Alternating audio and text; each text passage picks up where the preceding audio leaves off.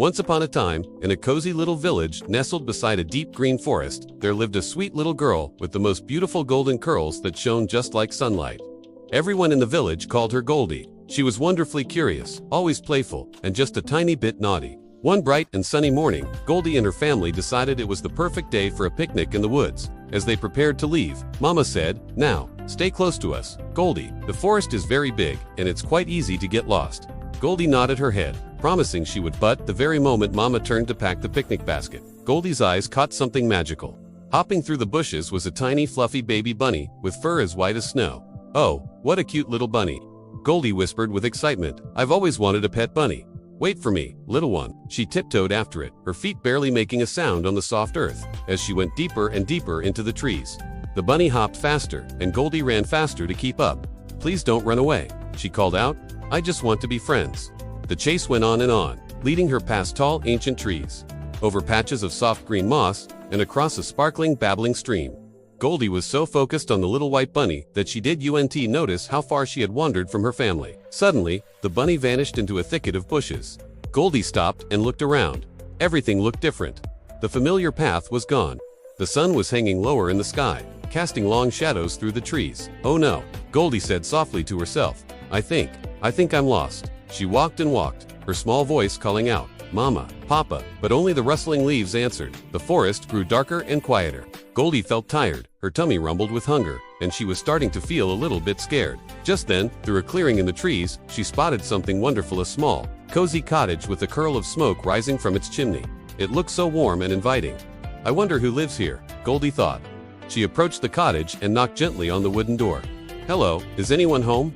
There was no answer. The door was slightly ajar, and as she leaned closer, a delicious smell floated out, the smell of fresh, warm porridge. Goldie's tummy rumbled even louder. "I'll just peek inside for a moment," she thought. "Maybe the people who live here can help me find my way back home." She pushed the door open and stepped inside. On the kitchen table, there were 3 bowls of porridge. There was a big bowl, a medium-sized bowl, and a teeny-tiny small bowl. Being very hungry, Goldie decided to taste the porridge from the big bowl first. "Ouch, that's way too hot," she exclaimed, pulling her spoon back. Next, she tried the medium-sized bowl. "This one is too cold," she shivered. Finally, she took a spoonful from the small bowl. This one is just right." And it was so delicious that she ate it all up. Now feeling full, Goldie started to feel a bit sleepy. She noticed 3 chairs sitting by the warm fireplace. She decided to rest for a moment and sat in the big chair. "Oh, this chair is too hard," she said, shifting uncomfortably. She moved to the medium-sized chair, "and this one is much too soft." She giggled as she sank into the cushions. Then, she tried the small chair. "Ah, this chair is just right." But as she settled in and wiggled a little to get comfortable, crash, the little chair broke into pieces right underneath her. "Oh dear," Goldie gasped, jumping up. Feeling even more tired now, Goldie decided to look for a place to rest upstairs.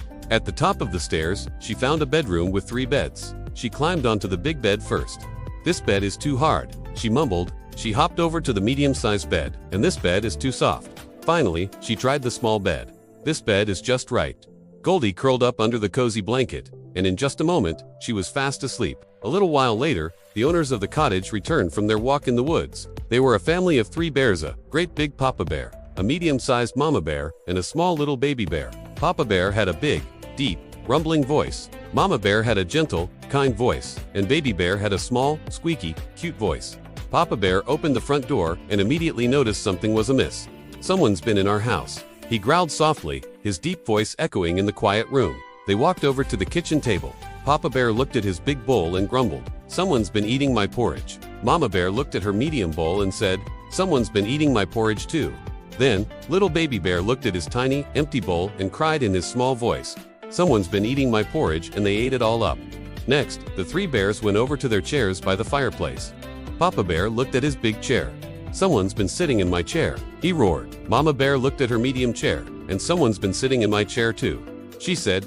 Baby Bear went to his little chair and saw the broken pieces on the floor. "Someone's been sitting in my chair, and they broke it all to pieces," he wailed. Now, the bears were very suspicious. They decided to check upstairs. They tiptoed up to the bedroom. Papa Bear looked at his big, rumpled bed. Papa Bear looked at his big, rumpled bed. "Someone's been sleeping in my bed," he growled. Mama Bear looked at her medium bed and saw the pillows were out of place. "Someone's been sleeping in my bed too," she said. Then, Baby Bear went to his small bed, and his eyes grew wide. "Someone's been sleeping in my bed," and here she is," he squeaked. Goldie woke up with a start, blinking her eyes open. She saw 3 bears, a big one, a medium-sized one, and a small one, all staring right at her. Her eyes grew as wide as saucers. "Ah!" she screamed in surprise. The bears, startled by her scream, took a step back. Goldie didn't wait for a second longer. She jumped out of the little bed, raced down the stairs, flew out the front door, and ran as fast as her little legs could carry her.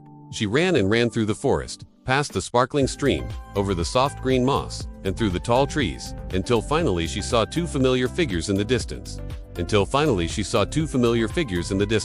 It was her mama and papa, searching frantically for her. "Mama, papa," she cried out, running straight into their loving arms. "Oh, Goldie." Mama hugged her so tightly. "We were so worried. You must never ever wander off alone again." "I promise," Goldie said, with tears of relief in her eyes. "I'll always stay close, and I will always listen to you." From that day forward, Goldie never wandered far from her family. She learned that while curiosity is a wonderful thing, being safe and listening to her parents is the most important thing of all. And she never, ever entered a stranger's house without permission again. And they all lived happily ever after.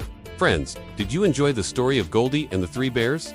This classic bedtime story is a wonderful reminder to always listen to our parents and to respect other people's homes and belongings. If you loved this English fairy tale, please give this video a big thumbs up, share it with all your friends, and make sure to subscribe to our channel for more fun moral stories, bedtime stories, and classic fairy tales in English.